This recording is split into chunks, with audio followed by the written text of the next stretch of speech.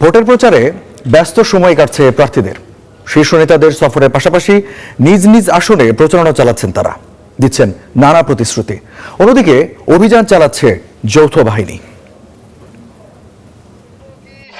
ভোটের দিন যতই ঘনিয়ে আসছে ততই জমে উঠছে নির্বাচনী প্রচারণা। জনসংযোগে নানান প্রতিশ্রুতি দিচ্ছেন বিভিন্ন দলের প্রার্থীরা। সকাল থেকে প্রচারণা করেছেন মাদারীপুর ২ আসনে বিএনপি মনোনীত প্রার্থী জাহানদার আলী মিয়া। সদর উপজেলার চৌরাস্তা ও কাঁচাবাজার এলাকায় জনসংযোগ করেন তিনি।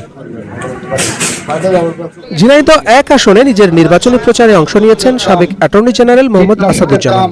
কথা বলেছেন জামায়াতের প্রচারণা নিয়েও। বেহেশতের টিকিট বিক্রি করার নাম করে ভোট চাওয়া হচ্ছে। বাড়ি বাড়ি যে মহিলারা যাচ্ছেন, যাওয়ার পরে তালিম দেওয়ার চেষ্টা করছেন, কোরআন শরীফ একটা বের করে বলছেন দাঁড়িপাল্লায় ভোট দিলে বেহেশতের টিকিট পাওয়া যাবে। এটা শিরকি কথা একদিকে, যেমন অন্যদিকে আমাদের প্রচলিত নির্বাচনী আইন যেটা আছে, নির্বাচনী আইনের এটা লঙ্ঘন। নাটোর ২ আসনে বিএনপির প্রার্থী রুহুল কুদ্দুস তালুকদার দুলু ঘোষণা করেছেন নির্বাচনী ইস্তেহার। সকালে বিএনপির জেলা কার্যালয়ে এক সংবাদ সম্মেলনে নাটোর ও নলডাঙ্গা উপজেলার উন্নয়ন প্রতিশ্রুতির ইস্তেহার প্রদান করেন তিনি। অতীতে আমি ৩ বার এমপি ছিলাম। এরকম আগ্রহ, এরকম মানুষের মধ্যে আমাকে ভোট দেওয়ার যে আকাঙ্ক্ষা, এটা আমি আমার জীবনে কখনো দেখি না। একই আসনে জামায়াতের প্রার্থী মোহাম্মদ ইউনুস আলীও বাসযোগ্য নাটোর গড়ার কথা বলেছেন। চাঁপাইনবাবগঞ্জ ৩ আসনে ইস্তেহার ঘোষণা করেছেন জামায়াতের প্রার্থী নুরুল ইসলাম বুলবুল। নির্বাচিত হলে দিয়ার উপজেলা গঠনের ঘোষণা দিয়েছেন।